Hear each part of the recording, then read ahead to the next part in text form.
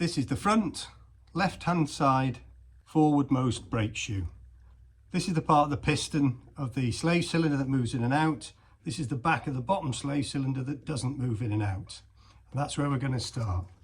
So you take a good strong bar, lift it up and push it over,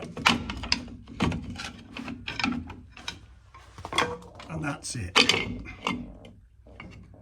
Spring should come off with it, like so.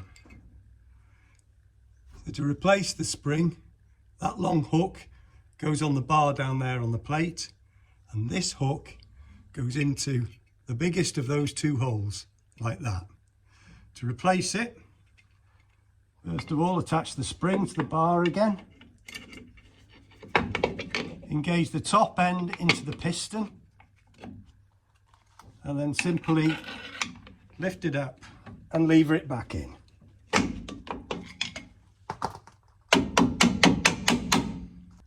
This is the part of the piston of the slave cylinder that moves in and out.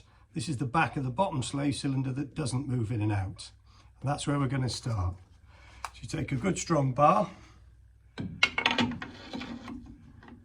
lift it up and push it over,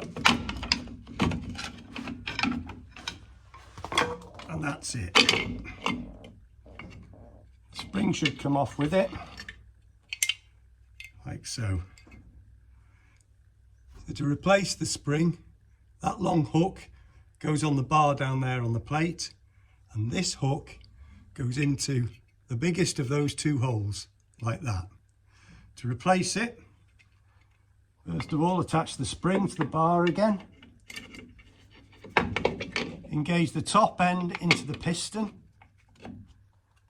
and then simply lift it up and lever it back in.